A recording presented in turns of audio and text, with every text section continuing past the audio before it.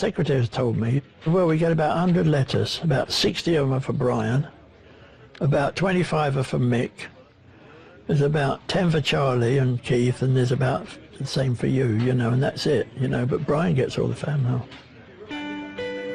He was brilliant. He was a brilliant musician. He shocked everybody with the quality of his playing.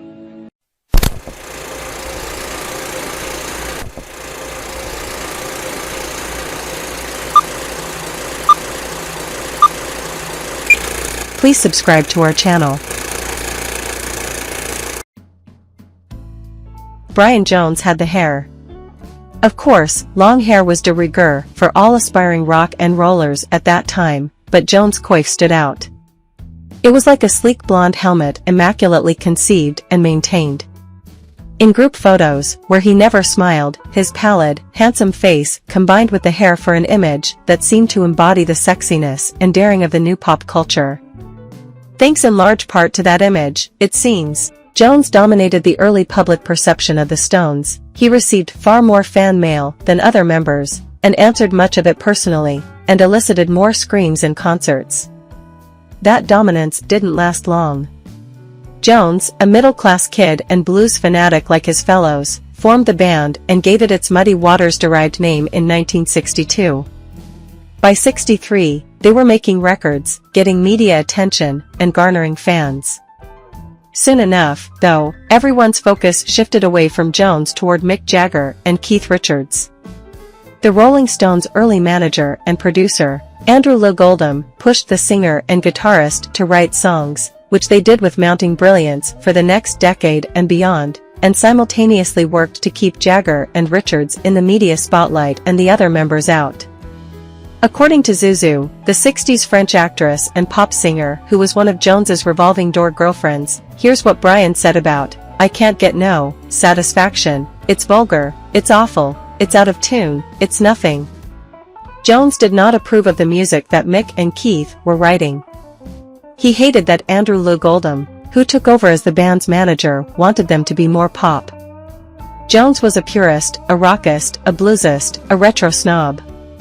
The real reason that Brian Jones got stuck in his rockist stance is that, as a personality, he turned out to be that unstable and dangerous thing, an insecure megalomaniac, boiling over with jealousy and resentment. After launching the Stones, by placing an ad in music magazines and hiring all the members, he emerged as the band's leader. He was the most handsome of them, and he got the most girls. He was an alpha rebel who wanted to be king of the hill. But there was a slight impediment to his ambition, the volcanic talent and androgynous movie star charisma of Mick Jagger. Even back in 1963, when he was still shaking maracas on stage, Jagger already had his slithery insolence, and it set the crowds aflame. The Stones had their own Beatlemania. Their concerts didn't just provoke screaming, they were nightly riots. Brian Jones looked like a golden boy, but he couldn't compete with Jagger. On stage, under his helmet of hair, Brian stood rather stiffly, like a more invisible George Harrison or one of the Beach Boys. That sort of staid sexiness worked fine for them, but next to Jagger, Jones looked like an extra. And so it was only natural that Mick, along with Keith, his songwriting partner, began to lead the band. The power nexus had shifted. Yet he coveted what Mick and Keith had, even as he cultivated a superiority to their music. Jones grew increasingly rich and famous as a Stone, but increasingly miserable for being marginalized by his fellows. Unlike the other Stones, Brian came from a bourgeois background, but his parents were straight-laced stuffed shirts whose approval he craved, even though he could never get it. So he acted out. His pattern was to find a woman in her late teens, move in with her family, get her pregnant, and then move on. He did this 5 times before he was 25. He ultimately had 6 children, none of whom he took care of. And his drug use was legendary. He was an acid head and a speed freak who would stay up for a week at a time, balancing the amphetamine with scotch and cokes, which he would drink from morning till night. His dissolution started early, and he would probably have left the band had it not been for his relationship with Anita Pallenberg, which lasted for 2 years. They were a glam power couple, socialites in the new rock aristocracy of swinging London, and it was that cachet that saved Brian, for a time. It made him cool again, rejiggering the power balance within the Stones. He and Paul Enberg lived inside their own cult bubble of social cruelty. They would mock the people around them, and we hear a terrifying anecdote from Linda Lawrence, one of Joan's exes, about how she showed up one day with his young son, and Brian and Anita looked out the upstairs window of their townhouse and refused to let them up. His drug use didn't help. By 68, he was a blighted wreck. In mid-1969, he was fired from the Stones and 3 weeks later was found dead in the swimming pool of his home outside London. Around midnight, Brian Jones, guitarist of the Rolling Stones, was swimming because of the heat. Previously, he drank alcohol to get drunk with his girlfriend, Anna Wolin. Janet Lawson, a nurse at her home, warned Jones not to swim, but the warning was ignored. Before long, Jones sank to the bottom of the pool.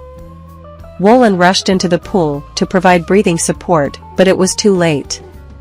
Jones died at the bottom of the swimming pool at his home in Hartfield, East Sussex on July 2, 1969, at the age of 27. Jones swam in a heated pool. No one accompanied him until Jones was found floating in the pool, dead. According to police at the time, drowning was the cause of Jones's death.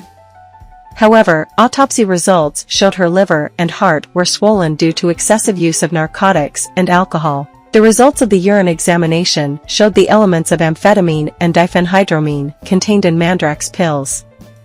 At the edge of the swimming pool, there is a vacuum device to use in case of an asthma attack.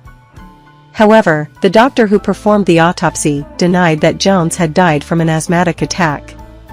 Until now, many book releases have speculated on Jones's death. These conspiracy theories developed partly because the police did not carry out adequate investigations.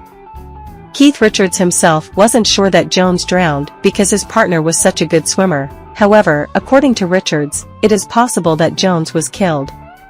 Until now, the cause of Brian Jones's death is still shrouded in mystery. So that's the Stones and Brian Jones documentary summary and ending explained. I hope you like this video. Please leave a comment and subscribe to this channel. See you in another video. Bye.